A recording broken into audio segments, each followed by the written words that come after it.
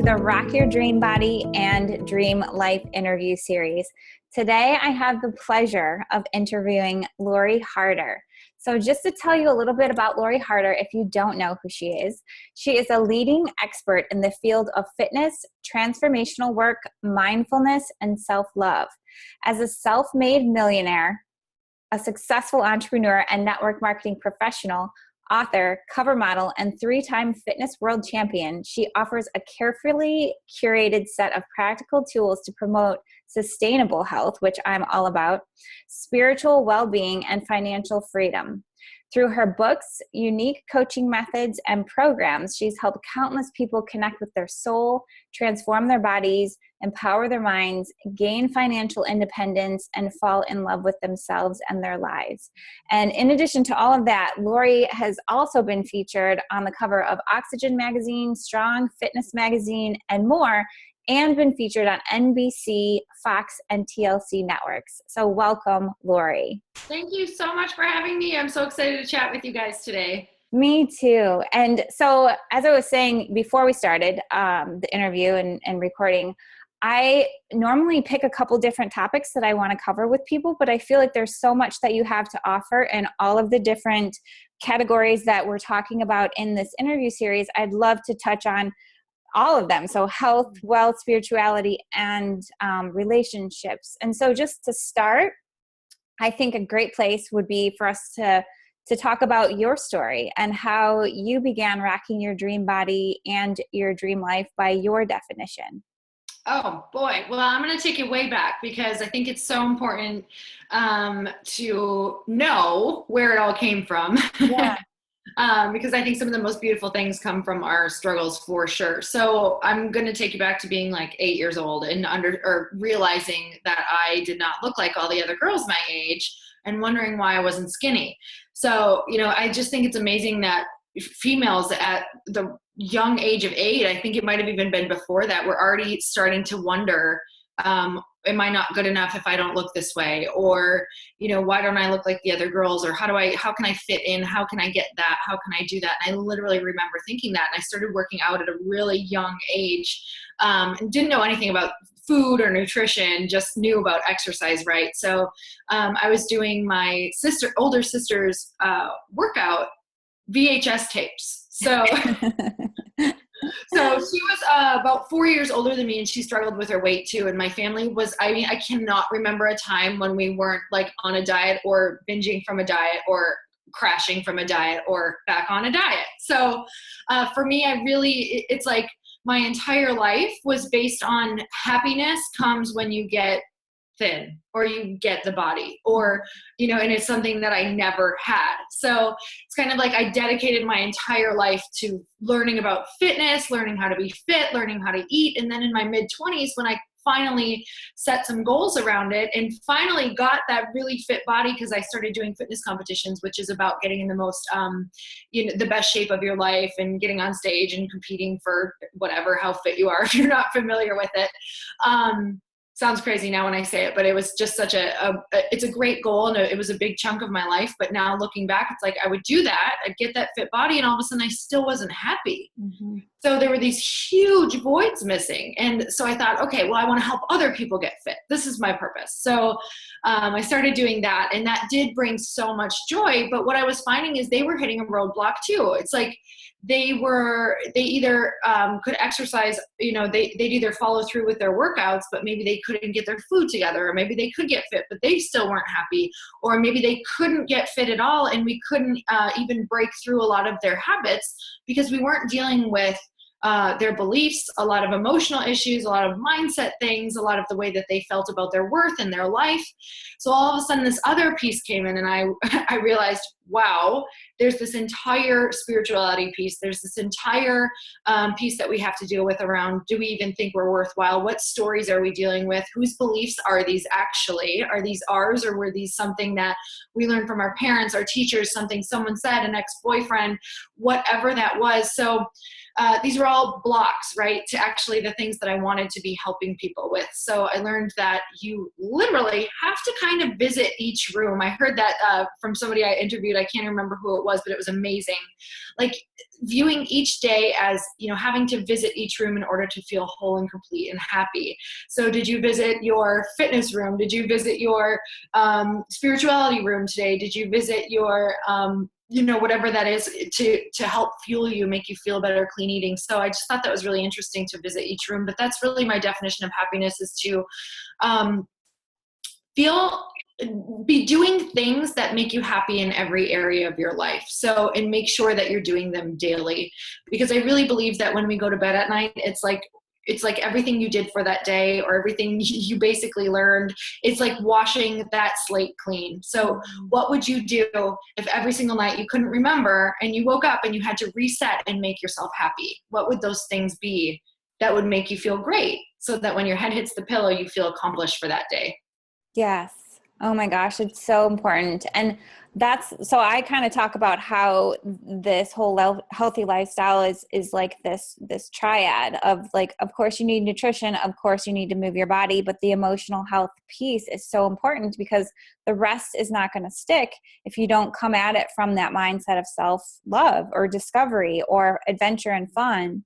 And so it sounds to me like that's kind of the road that you started going down, is like really discovering, how can I make this about being happy right now while I have these goals for myself? Is that is that correct?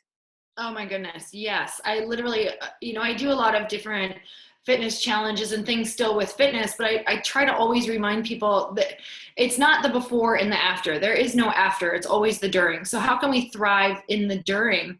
And I think that's so vital, because you reach a goal and you set another one, and you're always kind of in the interim. So if we're not living in the in between, you're never living at all. So you're kind of like always waiting and waiting and waiting, and that can be one of the worst places to be. I mean, we know that, especially with what we do. It's kind of like, we know that we teach what we need.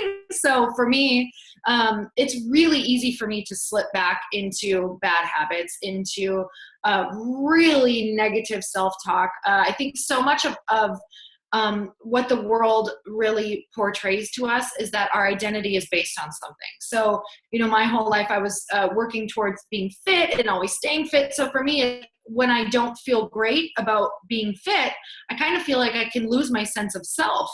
And that can be the scariest place to be. And we can go into self-sabotage, and then you can go down this. It just depends on how far you allow yourself to go down. So that's really why I teach so much on self-love, and what are these tips and tricks that we can do when we start feeling like we're going down that hole or going crazy or whatever that is. So I think it's in every area that we it's just nice to know those different tips that can bring you back. Yeah.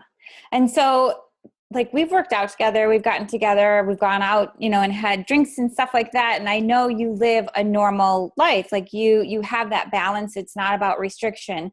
So for you, how do you maintain a lean physique? Like, you have abs all the time, whether you're about to do a photo shoot or not. And so what for you is like sort of like the key steps in maintaining that sort of all of the time, rather than doing this like up and down yo-yo thing? It's allowing. I mean, I think allowing for people is one of the hardest things to do. Yeah.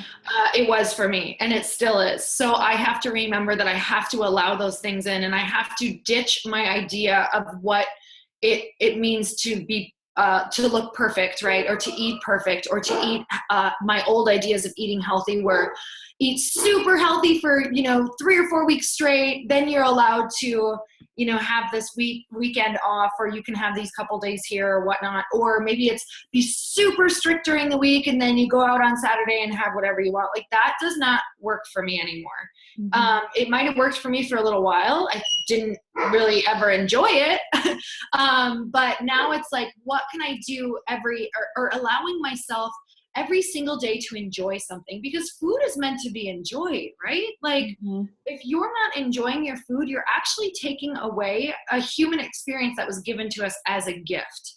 So I'm not talking about like burgers and fries all the time, but I am saying, make sure that you're eating foods that make you feel good. So really looking at your plate of food that you're about to eat and say, what feelings is this going to give me in 20 minutes or an hour? Is this going to make me feel good? Is this going to make me feel clear? Is this going to make me be able to move towards my goal? So now I really look at food and associate it with feelings, because I'm so affected by food. So I try to always at least be eating things that I enjoy that are really healthy. But maybe at night, for me, I always have a couple of pieces of dark chocolate. Like I will have anywhere from 1 to 4 pieces of dark chocolate. But you know what? That's totally fine in the grand scheme of what people are actually doing. So even if you ate really good all week, if you're going to go out on Saturday and you're going to have like 3 to 5 drinks, and you're going to eat bread, and you're going to eat, a pizza, and you're going to eat the appetizers before, and you're going to have dessert, like I would rather spread that out through the week than totally binge eat on a Saturday. Mm-hmm. And I find that restrictive lifestyle was forcing me to, or was creating like a binge eating disorder. Because on Saturdays I'd be like, or whenever we would go out, I'm just using Saturday as an example, I'd be like, what have I been thinking about all week? Because I gotta fit it in today before the clock strikes midnight. Yeah. I turn back into a fitness pumpkin. So I literally was trying to cram everything in, and that is no way to live.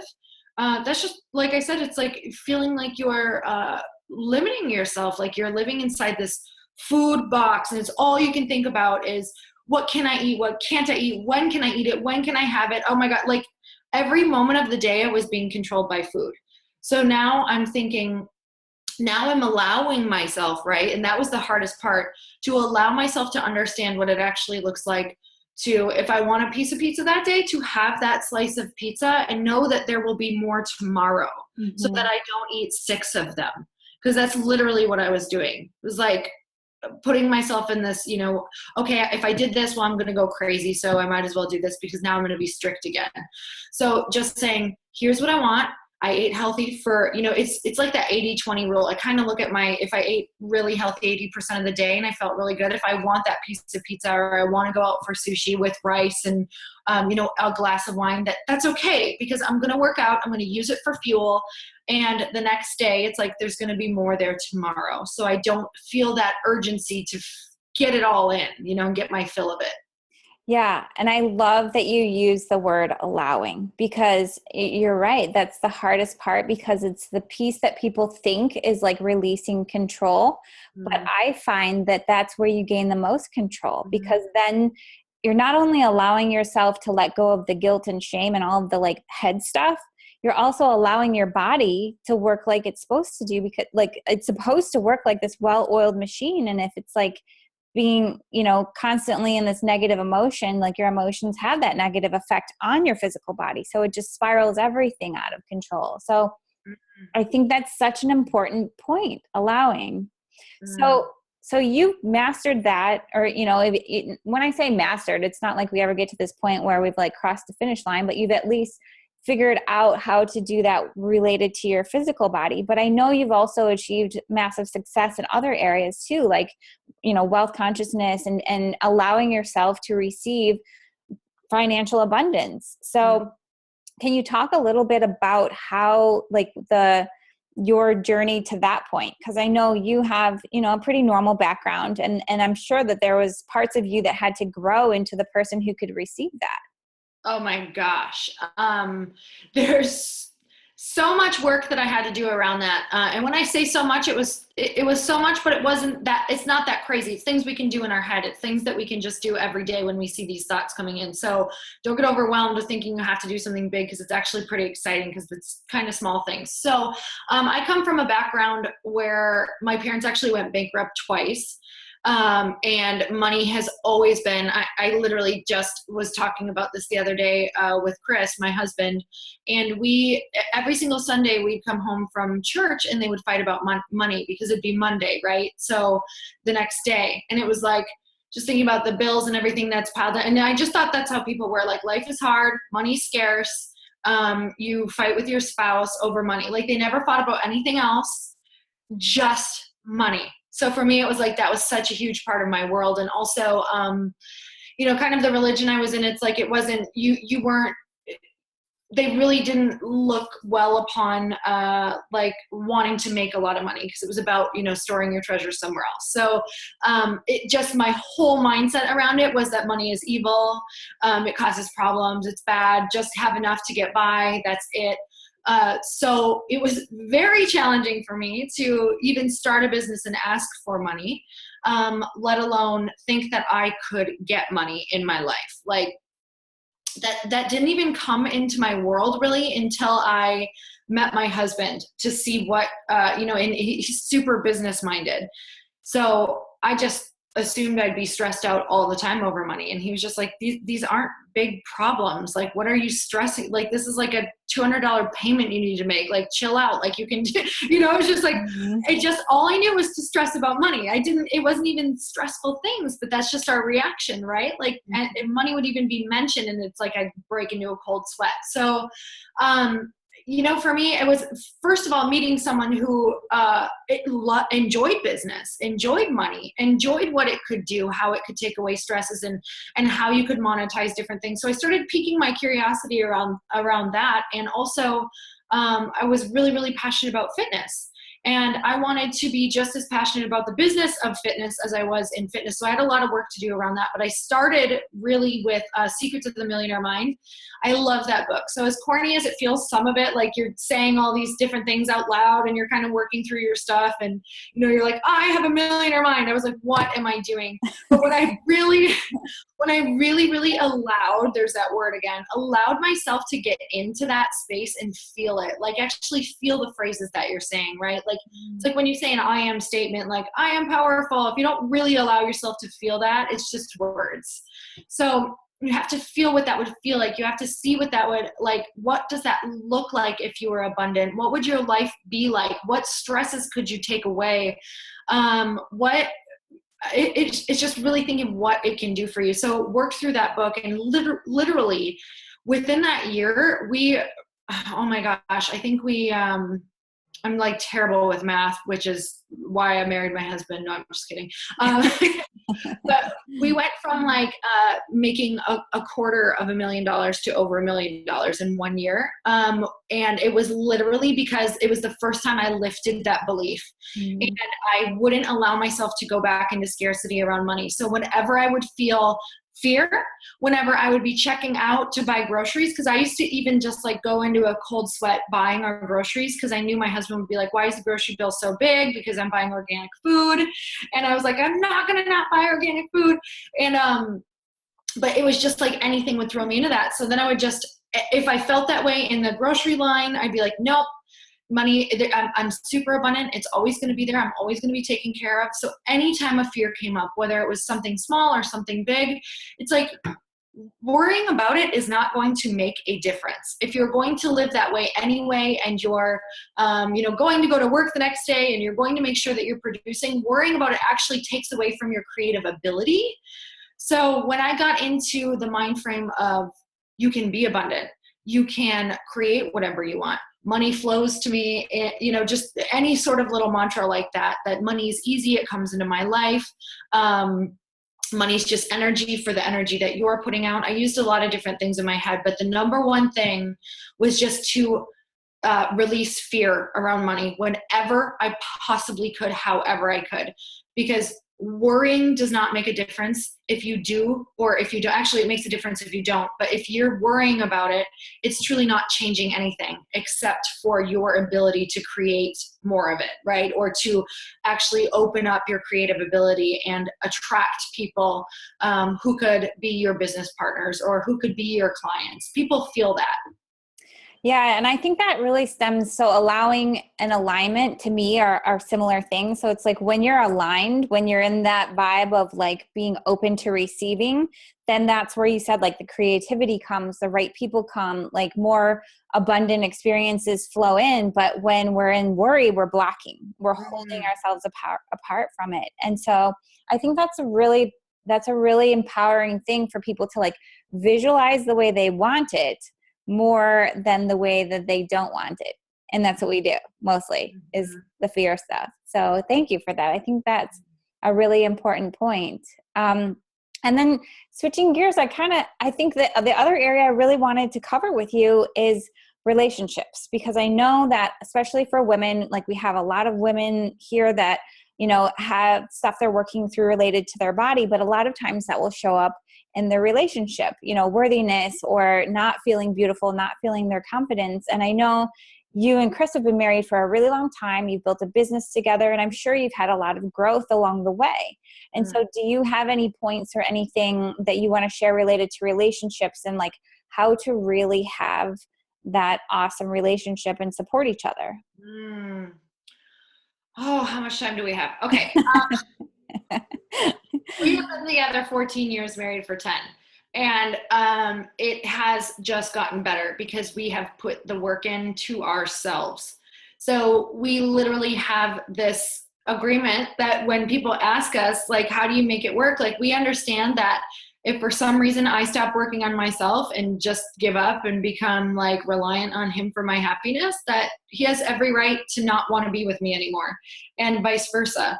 That might sound harsh, but that's just an agreement that we made between each other, because we know that we have to be happy first in order to have a great marriage. So it doesn't mean like if I go through a rough time, or let's say I'm having like maybe something happens in life and you hit a depression for 6 months or a year or whatever it is, it's not like they're going to up and leave. But it is that if it gets to the point where you're not willing to help yourself, that yes, that's not fair to the other person. That if you're not willing to help yourself, after a certain point, it's like you're literally taking that person's life and you're taking it away from them, really, because they're so reliant. You become reliant, right? You become needy. You're no longer like this partnership that's working together and navigating through life and holding up each end of the bargain. You're now dead weight. So that might sound harsh, but we are together we're like literally, I know that's going to keep us together forever. So it just depends on how committed you want to be to yourself, to your own happiness. And then you can have a 100% completely happy relationship when you're coming in whole, when you're coming in already happy. So that's number one. Number two, where were we going? What was the question? Bring me back. Relationships, supporting each other, and like any tips on how to grow together. Like when you're together for a really long time, you change, especially when you get together at a young age. And so I think what you just shared was a big part of that, but anything else? Yes, we're really committed to self-development. We're always trying to read. We're always trying to maybe do something new, whether it's me wanting to take a lesson of some sort or him wanting to take a lesson of some sort. And before we do it, it's not like I just go to him and I'm like, oh, I signed up for these lessons. It's like, do you want to do this with me? I would love for you to do this with me, or at least come once in a while. Whether it's a new workout class or whether it's a dance class or whatever it is. Because I always want to, number one, give him the option, and number two, be able to see what's happening in my life. I never want to be growing in another direction so far that all of a sudden we don't really even know what's going on in each other's lives. So yes, I think it's important to have your own individual things, but also if you can come together and grow together is really, really, really beautiful. But be interesting. Like, be interesting to that person. So, and it's just as important to you to make yourself interesting, because have you ever like been in a conversation where you're like, wow, I'm really freaking boring. Like, I need to go do something, because my stories right now, I've told this story like a million times. Like, those married couples that like, I don't know, I can think of like different, parents or anything like that you listen to them bicker. Like, I've heard this story 500 times. I can't hear it again. Like, you need to go create new stories in your life, whether it's separate or together, and come back and be interesting to that person. And I think that's super vital, is to just be so committed to your own happiness, to your own development.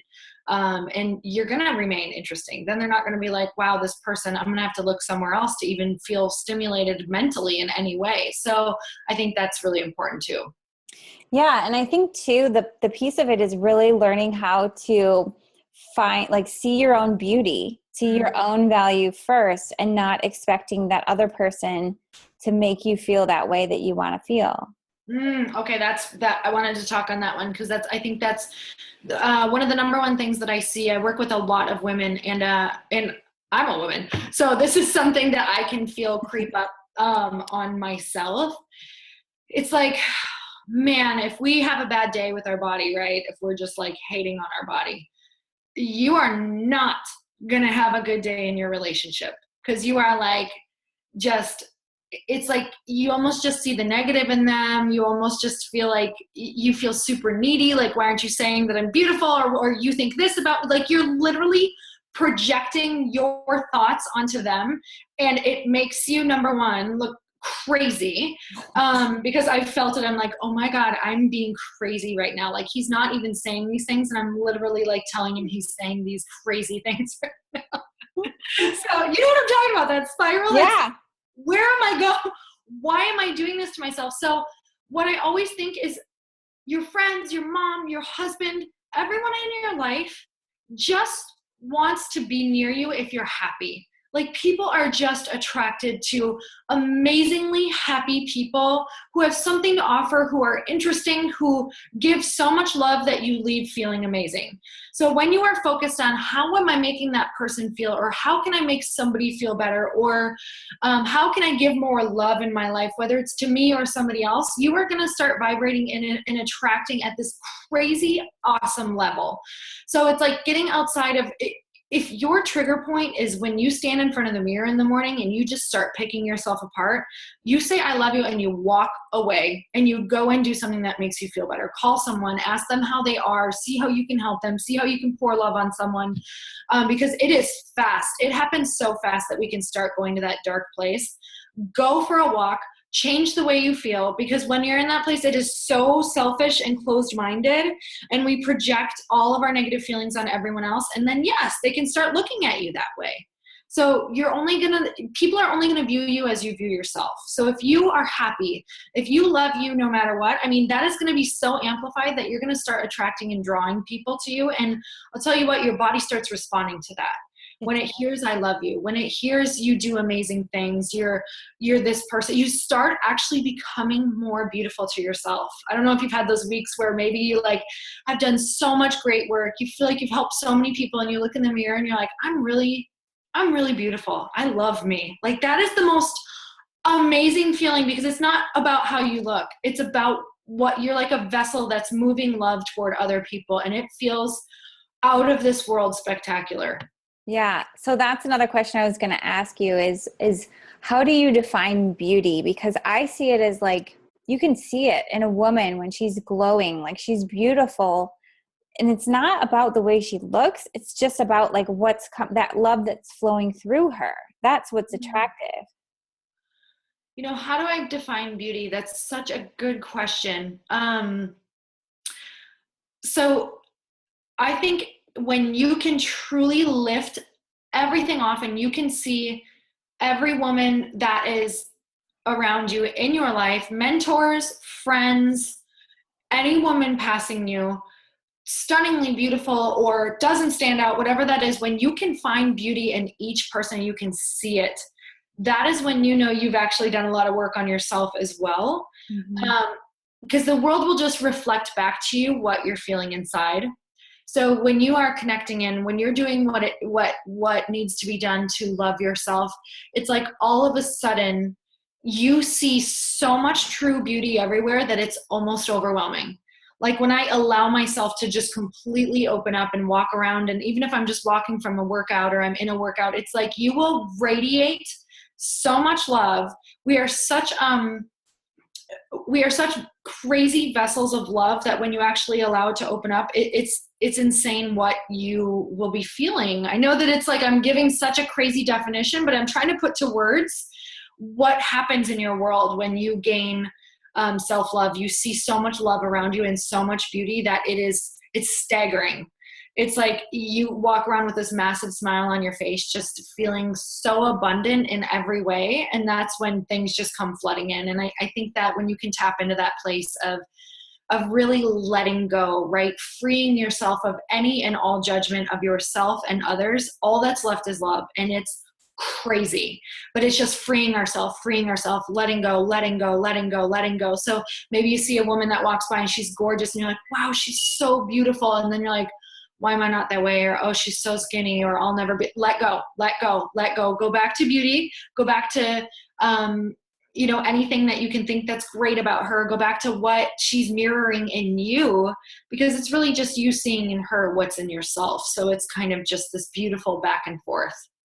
Yeah. And I've noticed too that like sometimes I know like if a woman is so far from that where she's like, I don't even know how to even think about accessing that. One of the easiest ways is to start looking for things that are beautiful, like in this present moment. So walking outside and like around here right now in Santa Monica, there's jasmine everywhere and it smells amazing. And so just looking at the flowers that we get to look at, or like looking at the sky, like anytime you look at the sky and you see like blue sky, it just fills you with that love of like, oh my God, I'm alive. Like I'm breathing. So starting from that, I think is a great place if it triggers you when you look at another person, and you start to do that comparison thing, like just look around at all of this amazing abundance that we have that we sort of take for granted, that's free everywhere, just, outside and around us. So, and also too, another thing I was going to say about going kind of back to relationships, I noticed that like when you give people the benefit of the doubt and you sort of like come from this place that's not expecting, but almost like, I read the book, The Queen's Code by Alison Armstrong. And in it, she was saying that in any relationship, when you get triggered, you ask even inside your head, or you can say it out loud. I know there's a good reason for everything that you do. So can you help me to understand like what that good reason is? And both in relationships with other people and looking back on ourselves, it's almost like when you look at it as like, there's always a good reason, it takes that pressure off. And then it can open up that communication as to like, oh, okay, it makes sense. And you can go to compassion versus judgment or, protection or anything like that. I think what you just said is literally everything. I want to write down that book. It's so good. It's so good. You have to read it. I recommend it to everybody. I will read it. I'm going to write it down. What was it? The Queen's Code. Yeah. Okay. Because that's what I've had to do throughout all of my relationships. And I can say that this year, like, I just feel like everything is up leveled even more because I've really grasped that beyond anything I can tell you. Well, probably the last couple of years, just because I haven't always been a boss too, right? So I haven't always had people work for me. And I just, really, when we can come from a place of compassion and understanding where people are coming from at all times, and especially in our marriages and also relationships with our moms and our dads, and we can take things really personal and not taking it personal and understanding, well, they could just be stressed out, or this was the way that they were raised, or they really think this is how life is. And I always say a phrase in my mind, and it's like, what am I committed to? Am I committed to being right, or am I committed to peace? And I'm always committed to peace ultimately. So of course you want to communicate how you feel. But a lot of times I give myself some space to actually think how I feel and to understand where they're coming from, because a lot of times the first way that you feel is not really how you feel. That's like a defensive reaction that wants to hurt that person back. So when you are in a place of growth and when you are really in a place of peace and self-love and understanding, you can give yourself, my recommendation is to start seeing how much longer you can give yourself to think before you react. And giving yourself that space is like the biggest gift that will change your entire life. So instead of being reactive, being responsive, and like you said, switching it to compassion is life changing. It frees you. It does. Because instead of taking it personal, you go, oh no, you froze for a second. Or they didn't even mean that. It's just. Oh, you're good now. Okay. Yeah, no. And so I think that's that's an amazing point to kind of wrap up with, because you've talked about on your podcast, like one of the things for you that you work through is jealousy, and like seeing other women who have these things that you were like, oh wait, I think I want that.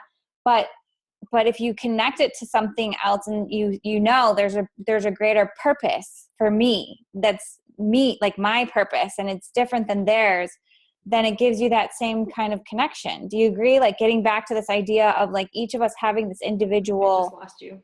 Oh, your screen's frozen. Oh, okay. Now we're back. Sorry. So tying back to this idea of purpose, and I know that that's something that you love talking about as well. Do you feel like that's true? Like once you get into compassion, that's when you really access like what is my dream life, my purpose, what I'm here to, and it's only like accessible when you get out of that mode of judgment. Oh my goodness. Well, anything that kind of like hits you in your solar plexus or doesn't make you feel good or feel icky, those are the feelings we need to let go of, right? Because they are blocking.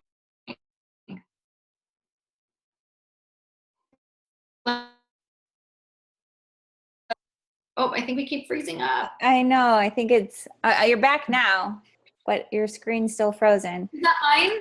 I think so. Like I don't know. Okay, can you edit?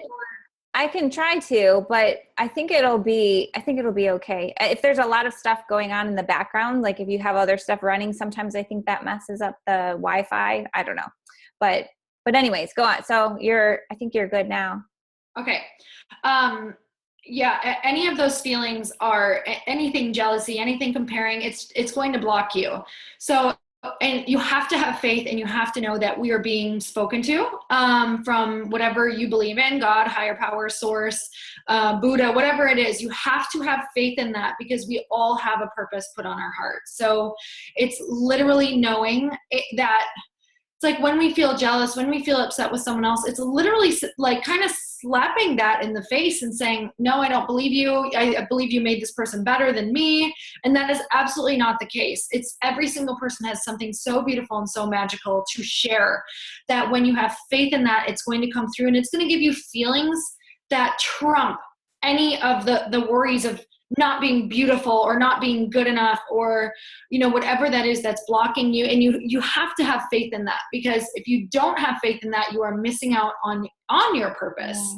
So I think that's where this is where it doesn't get tricky. It's just letting go of all of those thoughts and also having faith. So it's a faith, gratitude, and really, you know, learning how to tap into that place, getting quiet so that you can hear what you're meant to do. And a lot of times it's going to be a super small step in the beginning. It's not like it appears right away. It's kind of like you're following what makes you feel good, those curiosities. Where am I happy? Even if it's painting or a dance class, like you're meant to go follow that because that's going to hold something for you, whether it's a connection. Oh, it froze again. Really, that's holding something for you. Yeah, it's so true. And that's really like having that perspective, that trust that like I am being guided and I don't always know all of the details with my, you know, limited human perspective, but there is this guidance that's coming through me. And if I open myself up to it, then I will receive it in the exact perfect way that I need to. So, woo, that was good. So good. I feel like we could talk for the rest of the day. And I just want to give people a way to find you. I know you're going to offer a special gift for them so that they can take this further if they want to. So where should we send them? Okay, so I have a couple different places. So my website, loriharder.com. On the front, you can get free meditations on abundance, like we talked about, and self-love. So I really love to take people through different things like that. And also I have a 7-day slim down, which is just all about getting healthy food into your body, really creating clarity within your body. Lots of great tips and some mindset stuff and journaling in there too. And that is loriharder.com/slim down. And of course, Sheila, I have to get them to my podcast. So earnyourhappy.com. Yes, it's amazing. I highly recommended it, or I have been highly recommending it to all my friends, and I listen to it, you know, during my workouts in the mornings. It's a great way to start the day. So with that, I will close out. I think it's the connection's a little bad still, but I think we got the message across. I think we did. The message is there. We're just stuck in like. At least it wasn't like some really awkward pose. We're like. All right. Well, take care. And thank you again so much, Lori. And I will see everyone else in the next